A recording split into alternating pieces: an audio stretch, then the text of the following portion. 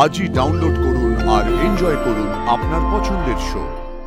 যেতাম না, আমি কি যায় আসতো, কি হতো না গেলে? আমি বাড়িতে থাকতাম, বাড়ি চলে যেতাম।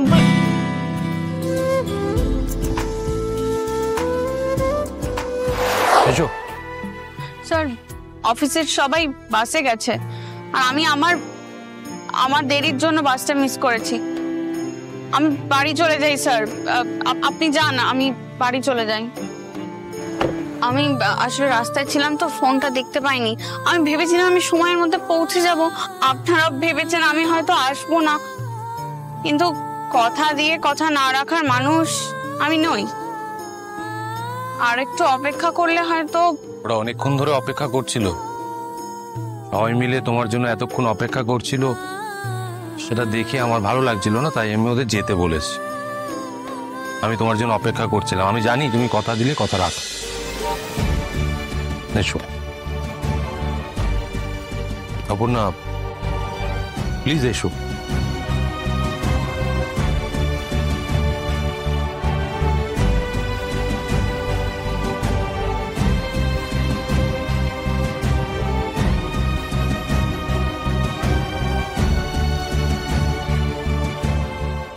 सीट बेल्ट लगी ना।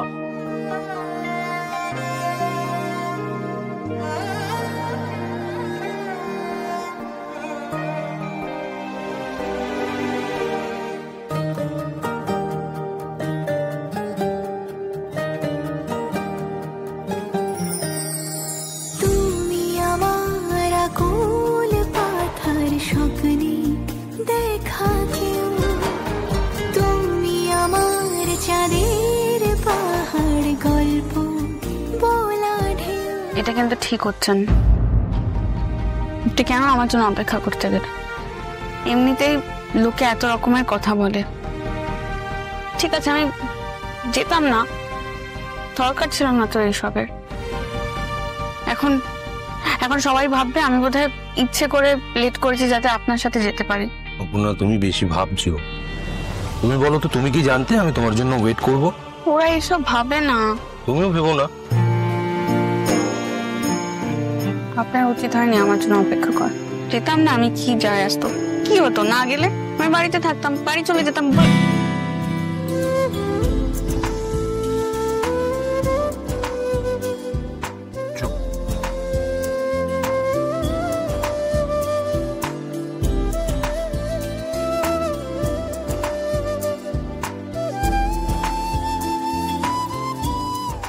আর একটাও কথা নয়।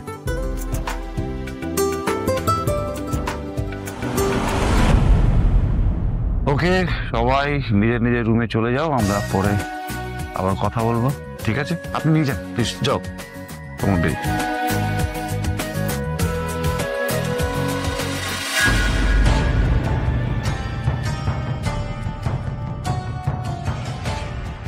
কোনো চান্স নেই। ওই মীনা ম্যাডাম, তুমি যার জন্য অপেক্ষা করছো, আমরাই তো সবে এসে এখন পৌঁছালাম। এই স্যারের আসতে কিন্তু সময় লাগবে আমার মনে হচ্ছে।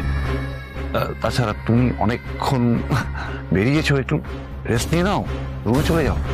তুমি কি এই স্যারকে নিয়ে ভাবছো না? তুমি অপেক্ষা করবে না? আমার আসলে অনেক কাজ আছে এখন, অত ভাবার সময় নেই। যদি দেখি খুবই দেরি হচ্ছে তখন না হয় ভাববো। আমি আমার রুমে চললাম, তুমিও তাড়াতাড়ি ফ্রেশ হয়ে নাও, কেমন?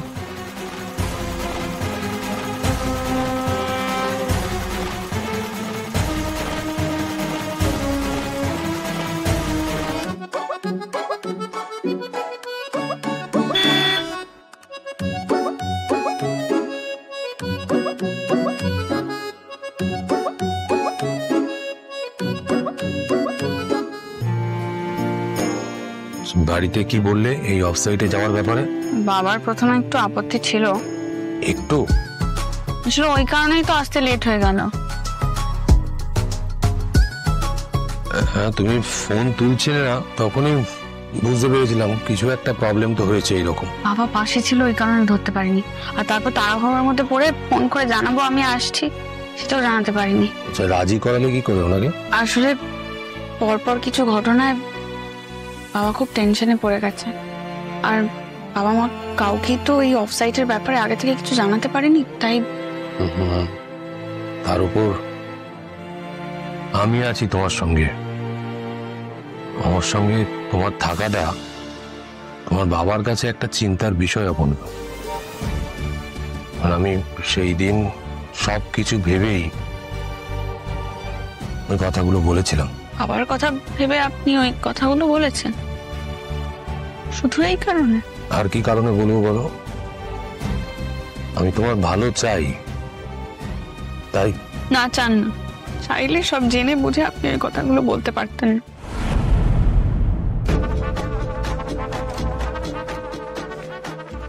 স্যার পরে আসছে বলল, এই পরেটা কতক্ষণ পরে কে জানে। ও না এলে তো কিছু শুরুও করা যাবে না। একবার ফোন করে দেখবো কোথায় আছে।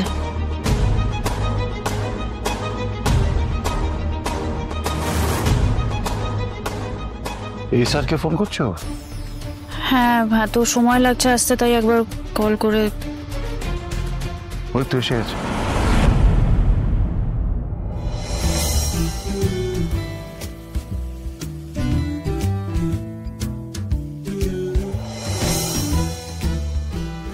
আমি তোমাকেই কল করতে যাচ্ছিলাম স্যার, একা একা এতটা।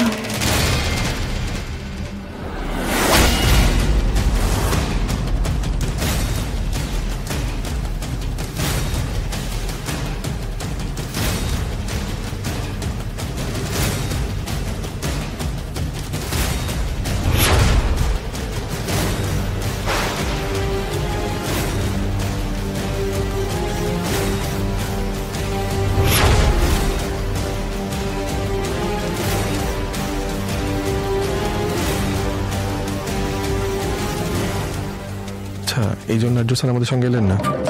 সব আগে থেকে প্ল্যান করা। অপর্ণা খুব স্পেশাল তো, তাই স্পেশাল ব্যবস্থা। স্যারের সাথে লং ড্রাইভ করে রিসর্ট এলেন ম্যাডাম। কি কপাল! কপালের ব্যাপারে মেয়েরা অনেক এগিয়ে ভাই। তুমি নাকি এতটাই শিওর ছিলে অপর্ণা আসবে না? এত কিছু বলে ওর আগের লাভ কিছু হয়নি দেখেছি। বলতে হবে, আবার বলতে হবে। ওর মাথায় এটা ঢুকিয়ে ছাড়বো আমি। তোমার কি একটা ইম্পর্টেন্ট কাজ ছিল স্যার, ওটা ফিরে আসতে দেরি হলো নাকি? ওনার কি সেখানে যাওয়ার কথা ছিল নাকি? না, ছিল না। অপর্ণার যদি অফসাইটে আসারই ছিল, তাহলে আমরা সবাই মিলে যেভাবে এলাম সেইভাবে কি আসা উচিত ছিল না ওরও? হ্যাঁ, মতো এমনি লেট করে এসেছিল, তুমি তো দেখলে। ও আসতেই চাইছিল না, আমি ইনসিস্ট করলাম। ঠিক আছে, হ্যাঁ ঠিক আছে। অপর্ণা, তুমি তোমার রুমে চলে যাও। তোমার রুম নাম্বার 25 একটু নিচ করে দেবেন। তুমি যাও, গিয়ে ফ্রেশ হয়ে নাও। এই স্যার, তোমার রুম নাম্বার 7 এই করিডোর দিয়ে গিয়ে সোজা যাবে, তারপর ডান দিকে।